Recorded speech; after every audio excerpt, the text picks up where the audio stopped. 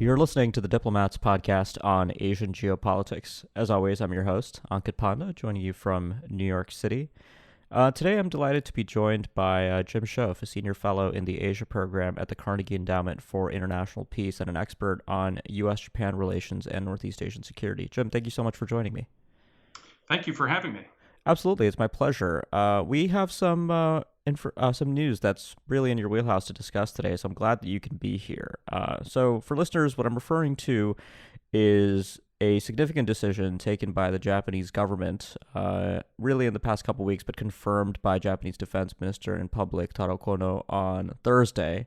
That pertains to Tokyo's plans concerning missile defense. Specifically, the Japanese government has decided that it will ditch plans to deploy two Aegis Ashore land-based missile defense sites that were planned for deployment in Yamaguchi and Akita prefectures in Japan and look at alternative options. Missile defense has been something Tokyo has been thinking about for more than 2 decades, really going back to the 1998 launch of the Taepodong-1 by North Korea.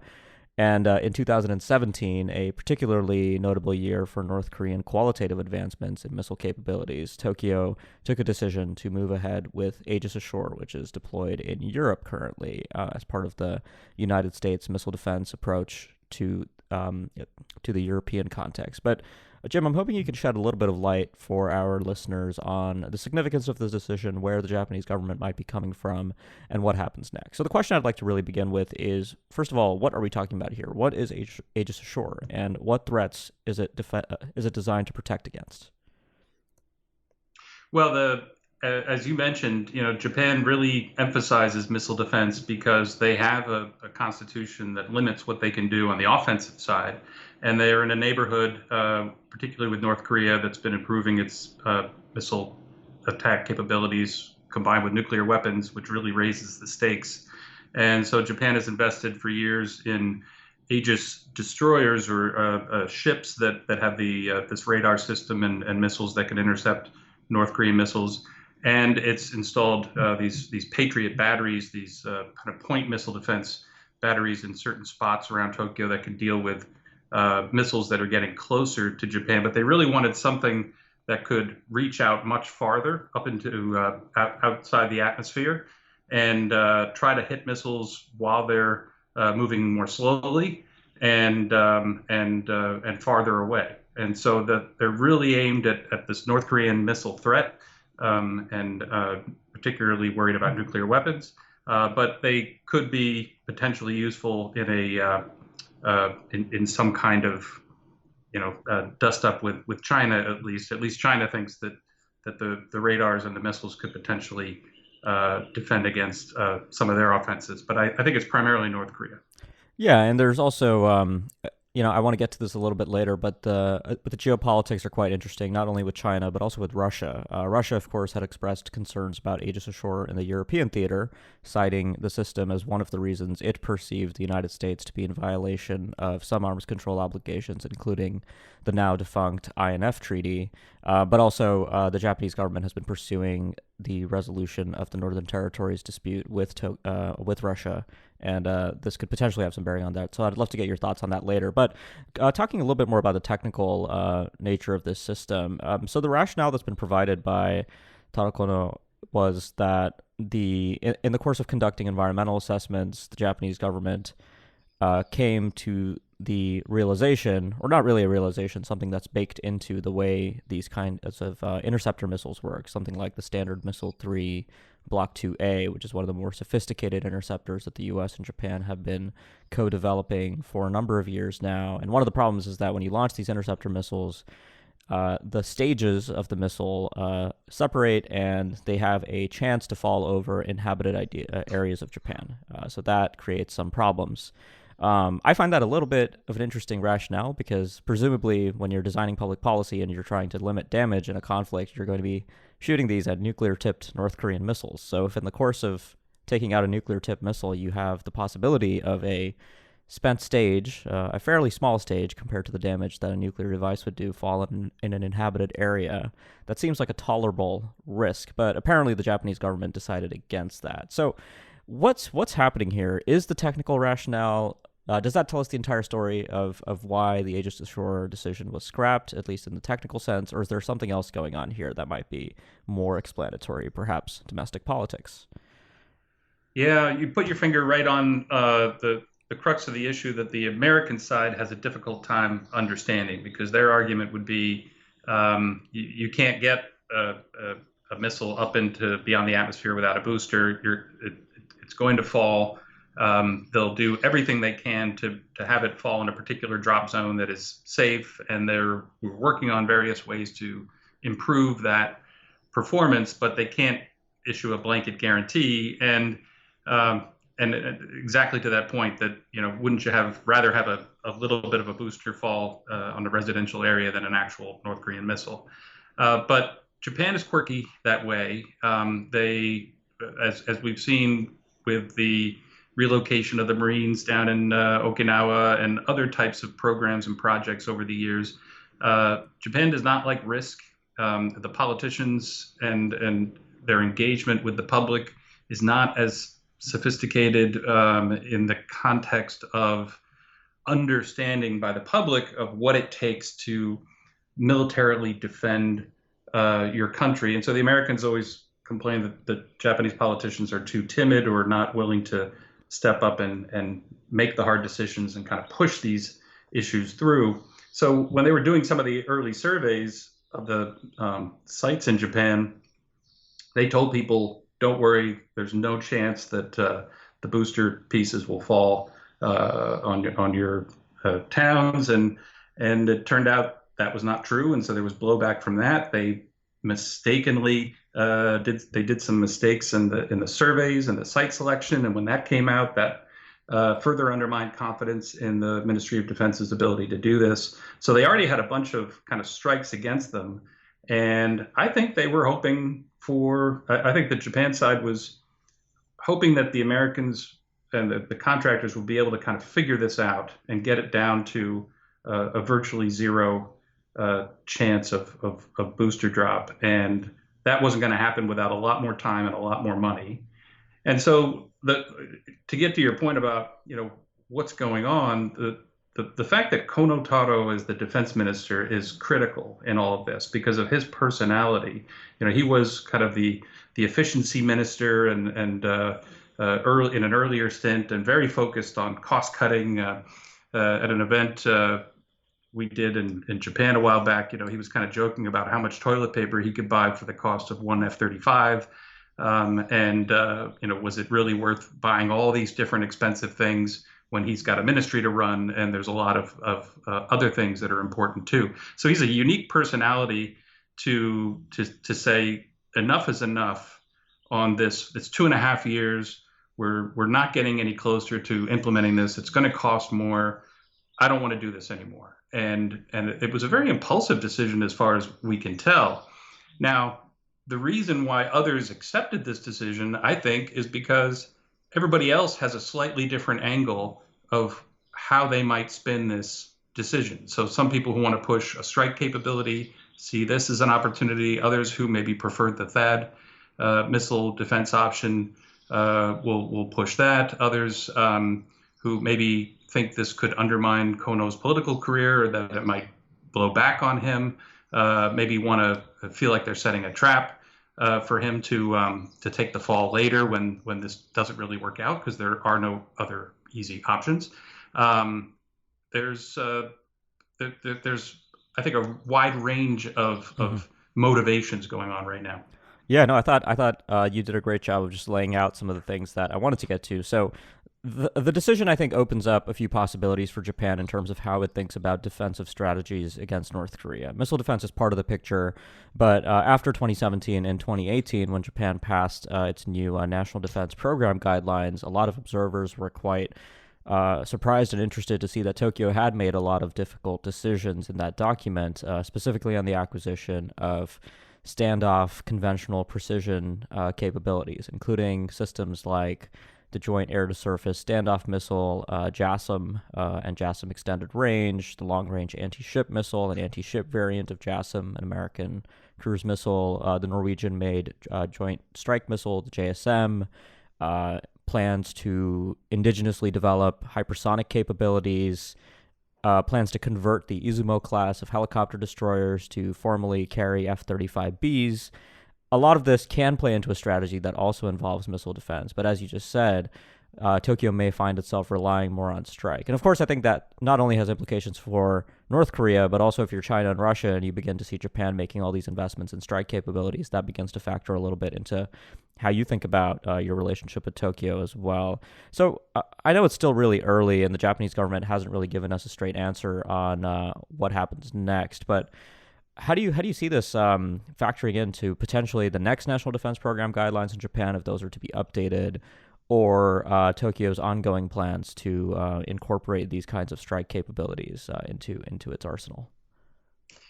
Yeah, I'm a little worried that this is going to not be an efficient or an effective conversation going forward within Japan. I think there's a lot of good intentions, but it's too fractured right now. I think some people who were involved in the decision to choose Aegis Ashore are, people like former Defense Minister Onodera and others are going to push kind of to get back to that and demonstrate why all the other options don't work. I mean, building more Aegis destroyers, they don't have enough sailors to do that. And each one costs about $1.6 billion anyway. They're going to talk about mega floats and launch on remote. Maybe we can put this, take the radar, the Spy 7 radar we're already buying, put it up in the mountains and connect it to some floating barges with missiles on them. But then there's going to be all kinds of problems of how you protect that and how does that work and where do you put them? THAAD issues are going to be very difficult. You need at least 5 or 6 sites to get the same kind of coverage, and they've already had trouble finding sites and local public relations. And if they go to a THAAD extended range, that has the same booster problem that they're going to have to try to fix. And on strike, it's some strike capability makes a lot of sense, kind of a counter-strike threat that they would have a credible, independent deterrent or an ability to kind of deter by punishment. They're not going to preemptively strike anybody else. The the ruling party's main partner, Komeito, was caught off guard by this decision and is not is very much wedded to the peace constitution and a defensive defense strategy. So politically, it's going to be very difficult to really ramp up a robust strike capability that is as effective as missile defense. So I think they need both offense and defense. Some enhancement of missile defense is probably going to be necessary based on the progress that North Korea has made. And they had, back in 2017, they were sounding off alarms to tell people to go take cover when some North Korean missiles were flying over Japan. If your strategy is just to, I don't think that's a viable political strategy going forward of not taking the steps to be able to defend your people from those missiles. So they're going to have to come up with some combination of solutions, and all of them have difficulties like Aegis Ashore did or does. So this could drag on for a little while, even as they address other areas of their national security strategy that they want to adapt. Yeah, and we've both talked about 2017 and the North Korean missile launches that year as really the instigator for this decision. And of course, we're looking at the possibility that the North Koreans may soon return to the kind of testing that they did in 2017. And that, I think, would have some important effects as well on the domestic political context. So I did want to talk about the domestic politics, but we've actually covered that quite well. So maybe shifting gears a little, let's talk a little bit about the international geopolitics of this decision. China, Russia, certainly North Korea, all these countries factor in. The U.S.-Japan alliance is certainly a part of this conversation, particularly with the Trump administration seeing Japan as potentially the next target for acrimonious alliance cost-sharing talks, as we've seen with the South Koreans. So tell us a little bit about how this decision reverberates. Maybe the place we can start is by talking about China and Russia. Sure. Yeah, China is on the one hand I think, relieved or certainly content to see Japan kind of struggle with this decision and the potential friction that it would cause with the U.S. within the U.S.-Japan alliance. They were both Russia and China, see these kinds of uh, longer range, bigger missile defense systems as potentially destabilizing. And I think in their own view, I don't see it that way. I think these are very reasonable responses to the missile improvements that other countries have made in the region. But they see it as enabling kind of a defense, and then U.S. bases in the region then have more leeway or more freedom to operate in dealing with their interests. But on the other hand, if this drives Japan more toward a more sophisticated and enhanced strike capability, that's not as good for China. So they're going to be watching this very carefully. They've already kind of weighed in with, well, make sure you don't do anything contrary to your constitution and your defense strategy. We'll be watching. So they're already laying down a marker on that front. And on the U.S. side, this is going to be interesting. A lot of people expected the White House to be visibly angry or upset by this decision. We haven't really heard anything out of it. It's been a very calm response so far. And I think that's because it was a bit of a surprise. We're waiting to see how things actually shake out, that we might still be able to sell a lot of stuff to them in this process. But there's no doubt that the U.S. wants Japan to have a very reliable and effective missile defense system for Japan's safety and confidence to be a partner with us and for protecting U.S. bases. So, and in 2017, we had to send a lot of our Aegis ships to help supplement Japan's capability at that time. So we want them to get this right, and this is now just one more thorn in the side of the dialogue. As you mentioned, host nation support discussions coming up. We have the F-2 replacement program, and that's a potential co-development program. I mean, if the SM-3 missile, which is the U.S.-Japan co-development program, is deemed not to be worth buying for a Japanese system, what does that say about our ability to co-develop the next generation fighter for Japan? Mm-hmm. Yeah, and on the China angle, that is an interesting. I mean, China loses either way if Japan develops strike capabilities or proceeds with Aegis Ashore. But something I just want to flag for our listeners is it's interesting to think about the THAAD dispute between South Korea and China, and the issue there wasn't the interceptors; it was the radar, and the radar's position specifically in South Korea. And what's interesting about the Aegis Ashore systems that were going to be procured for Japan was that they actually included an improved radar, the long-range discrimination radar, versus the Spy-6, which is deployed in the Aegis Ashore sites in Poland and Romania. So I think the Chinese will actually be quite pleased to not see that radar potentially pop up on Japanese territory, given that they are concerned that this can degrade their nuclear second strike. Whereas conventional strike in Asia is something I think the Chinese are perhaps a little bit more resigned to at this point, given the long-term trends in the area. So that's just one thought I wanted to throw out there. Could you maybe? Yeah, no, that's a good point. Go ahead. And that's why it's going to be worth seeing whether or not that particular radar sale goes through regardless. There's one of the potential options is going ahead with that and then just using it in a different way. But I still don't totally understand all the technical aspects of these different options yet. Mm-hmm.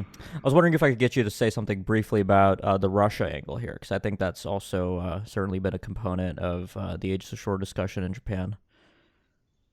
Yeah, that one I'm just personally a little less familiar with. I mean, Russia has complained about the program, but I almost feel like it was kind of just a knee-jerk